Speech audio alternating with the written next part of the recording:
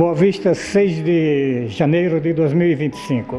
Estamos agora iniciando um experimento no âmbito da disciplina Microbiologia do Solo do curso de Agronomia da nossa universidade.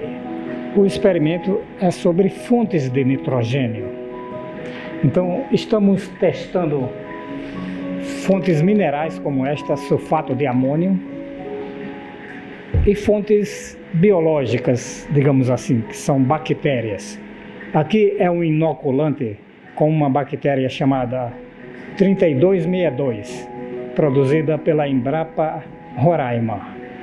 Aqui temos as bactérias e vamos colocar no solo, vamos inocular as sementes de feijão calpi e semear essas sementes nestas unidades experimentais. Já fizemos as unidades com o nitrogênio na forma de sulfato de amônio. Agora vamos fazer as unidades experimentais com as bactérias. Além da 3262, vamos testar também a 3287 e a UFLA 0384. Então, essas três estirpes de bactérias vão ser estudadas quanto à capacidade de fixar o nitrogênio atmosférico. E vamos comparar essas estirpes com, no caso, o nitrogênio fornecido como uma fonte mineral. Nessas unidades experimentais, vamos colocar também os outros sais que são essenciais, os outros nutrientes, por exemplo, uma fonte de potássio, o cloreto de potássio, e uma fonte de fósforo, o fosfato de sódio monobásico. Então nós estamos usando sais PA para garantir assim, a idoneidade, garantir a precisão do experimento. Além desses sais, vamos colocar uma fonte de micronutrientes que se chama FTE. Então, cada unidade também está recebendo uma pitada de FTE. Então, temos todos os nutrientes disponíveis para as plantas de feijão e também para as bactérias trabalharem no seu processo de fixação do nitrogênio atmosférico. Agora estamos colocando o inoculante com a bactéria 3262, aproximadamente 0,1 ml para esta quantidade de sementes. Então já inoculamos a semente com este inoculante com a estirpe 3262. Agora colocamos uma pitada de açúcar.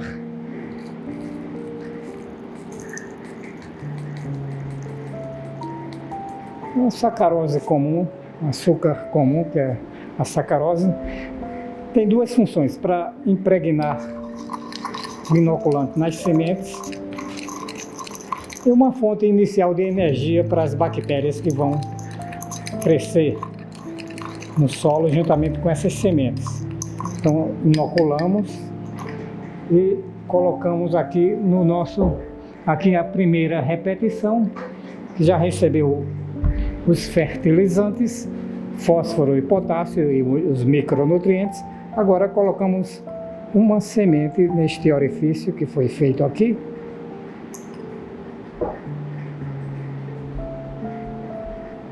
E colocamos mais 3 sementes para garantir pelo menos uma planta em cada unidade. Aqui já temos a primeira repetição deste tratamento com a estirpe 3262. Agora os nossos alunos vão fazer as demais repetições deste tratamento, ou seja, realizar o mesmo procedimento que eu acabei de fazer.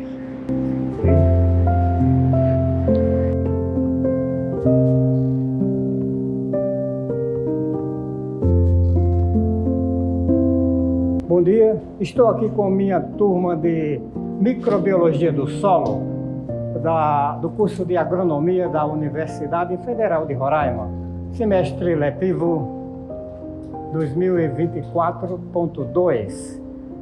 Aqui estamos mostrando um experimento que nós estamos desenvolvendo como parte das atividades da disciplina. Estamos estudando o comportamento de plantas de feijão calpi a diferentes tratamentos relacionados com o fornecimento de nitrogênio para essas plantas. Estamos comparando a adubação nitrogenada por meio de nitrogênio mineral, no caso sulfato de amônio, com bactérias fixadoras do nitrogênio atmosférico.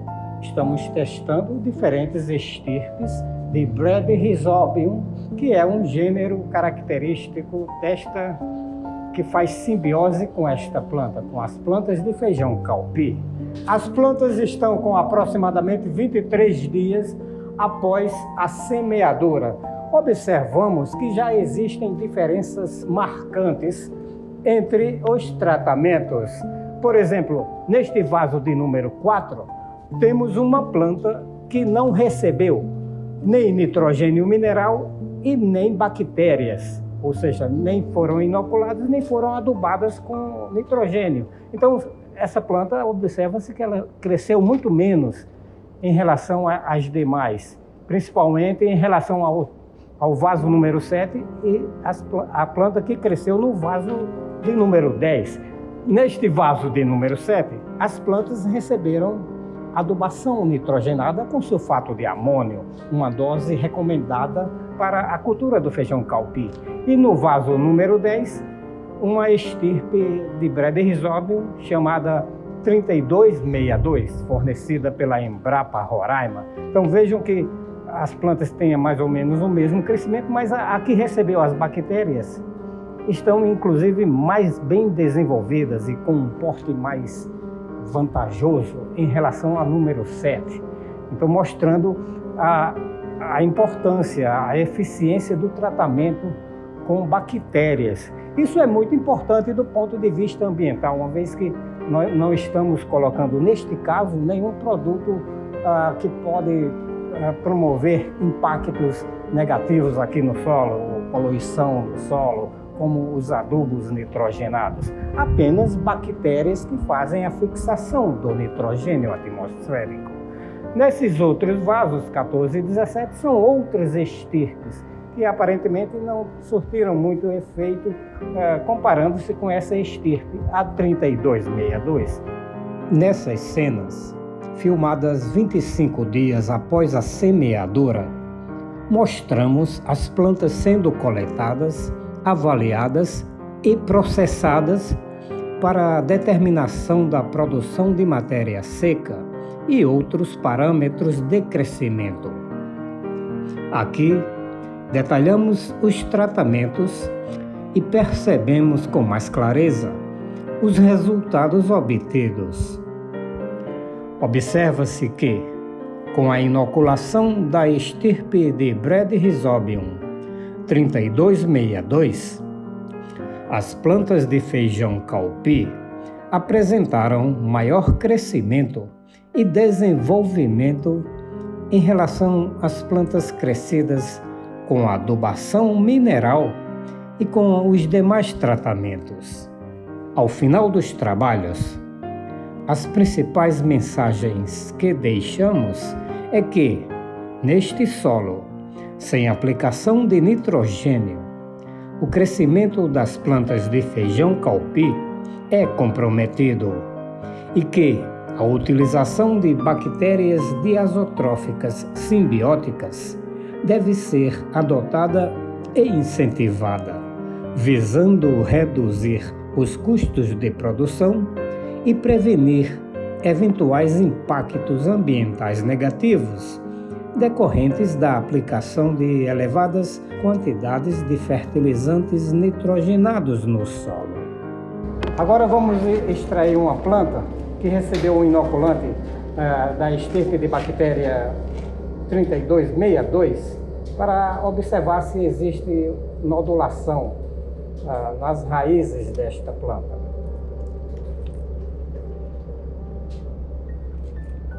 Aqui a gente percebe, mais ou menos perto da superfície, uma excelente nodulação, ou seja, uma produção de nódulos bastante expressiva nesta planta que cresceu sob inoculação com a estirpe de Brede Rhizobium 3262. Então vejam nódulos grandes, bem desenvolvidos. Aqui eles ficam mais ou menos perto da superfície do solo, porque é onde tem mais aeração, onde as condições são mais adequadas para a sobrevivência das bactérias. Então é por isso que supostamente os nódulos são produzidos nas proximidades da superfície do solo. Para mostrar que o processo está acontecendo, que os nódulos estão saudáveis, vamos seccionar um desses nódulos para ver a coloração interna dele.